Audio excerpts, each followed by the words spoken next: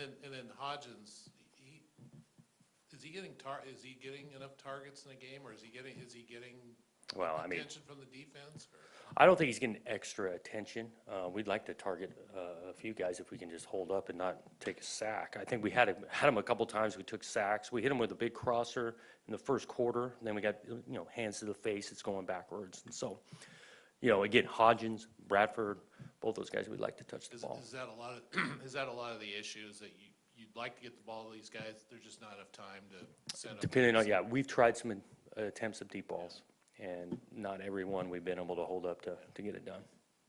Jonathan, just kind of following up on that, the pass protection struggled on Saturday, and it kind of doesn't matter receivers in terms of who's open if you can't, protect the quarterback. What is that something that you guys may be looking to do just to keep whoever is in there, maybe upright for a few extra seconds, and what could that maybe do to open up that passing game?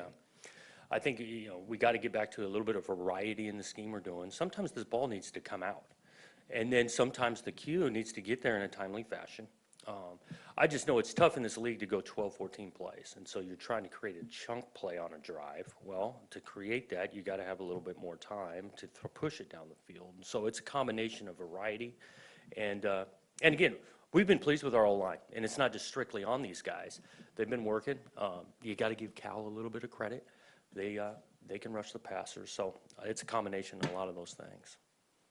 I know injuries are always a part of this game, but how frustrating has this year been? You've rotated quarterbacks in and out. You get Pierce comes back in, and then Jefferson is out. Is it just frustrating that you're not able to kind of get some continuity out there, so you guys can kind of see what you can do when you have those guys together for a little bit?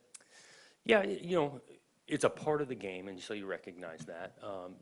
It's frustrating in regards because you're so competitive and you want to put your best 11 out there, and kind of like you're getting at is just offense especially has a little rhythm to it. Well, the same group doing the same things over and over, you can create some rhythm.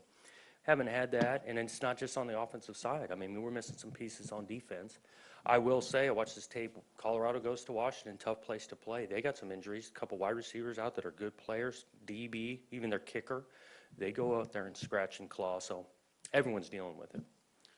Brian is going back to Colorado this week when you guys go there, and then in a few weeks you'll be going back to Washington. Do you guys look forward to that, or is that just something you'd like to just move through and move on from? I think you'd probably have to ask Brian in particular on this one. I think if you coach long enough, you start going back to places that you had coached at before or played at before. And so I'm sure he's going to see a bunch of those players I know have a great deal of respect for him and coaches, and so he'll see those guys. But once the kickoff starts, it's. I mean, for you, are you looking forward to going to Washington down the road, or is that something that's going to be oh God? Yeah. I haven't put a lot of thought into it. Been following those guys just because they're in the league, just like I'm following everyone. I don't know what exact emotions I'll have, but I know we're anxious to play this Saturday.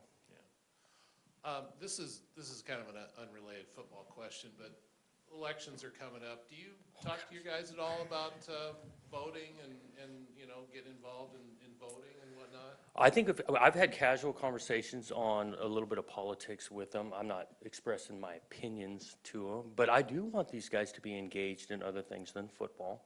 Beyond just practice in class, so having an awareness of what's out there and topics. So I haven't flat out encouraged them to vote. But I have encouraged them to have some awareness. Coach, just going back to what you said earlier, how you said you weren't really pleased with the defense's kind of effort to start the second half. Coming out of halftime, out of locker room, was there anything you're able maybe to pinpoint as to why maybe that happened coming just right out of the locker room? Well, I know the first long run play, we don't fit it correctly, and so we got no one in the C gap, and you're not going to tackle anybody if no one's there. And so I think our adjustments at halftime are really good. I think our kids are locked in. Our coaches are talking. We just talked about it on offense. It's like we got way more than what we did in the first half. We got to get some things going. So I've been pleased with the adjustments and the focus of our guys at halftime. And so that's not, an example of what's taking place all the time. Coach, the onside kick, I'm not sure I've ever seen one as perfectly executed. It goes exactly 10 yards and dives. I mean, can you practice that, or football bounces funny? But that was perfectly done, right? That's been, Coach Cookus does a great job with having some creativity and ways to get the ball back, and it did get executed well. Jordan did a good job with the kick, and Dre covering it up, and so, there's always some things that you feel good about. Like I did our punt game when we were punting. I think we've made some progress there. With D-Rod kicked it really well, and we gained some yardage that way. I mean, shoot, even at the end of the half, we got the trick play to try to create something. That'd been practiced a lot. When do you ever call that? Well, we called it. Got to get the backwards pass, and we got a huge hit. And young freshman linebackers, and Hamilcar, a sophomore, but Tago Tufanga and Hamilcar Rashid Jr., what about their play in terms of a day that wasn't good, but those guys did step up and make some plays, so it looks like some young players are developing even in the midst of this. I think they are, and I think all these reps are invaluable for them as we progress here through the years. I think Tago in particular has really improved. You can see his comfort level out there in regards to adjustments, getting lined up, and so we do like our young group, not just at linebacker, but there's a lot of youngsters out there that are getting an invaluable experience. Can we get a quick scouting report on what you expect to see from Colorado? Well, I know they can score a bunch of points. Quarterback is a good player. He's played a while now. He's got a strong arm, can move. And then defensively, the scheme is similar to a lot of the teams in the league, but they're really good at it. These guys play tough and physical, and it's a tough place to play. So we got a challenge. Sounds like yesterday you cut back practice a little bit. As the last few weeks of the season go on there, do you cut back a little bit on Tuesday and Wednesday as well? Or? Yeah, we will. Actually, it's going to really begin this week, about 10 minutes, but, you get into week 7, 8, 9, 10, it's a lot of wear and tear on the body, so we'll trim it a little bit.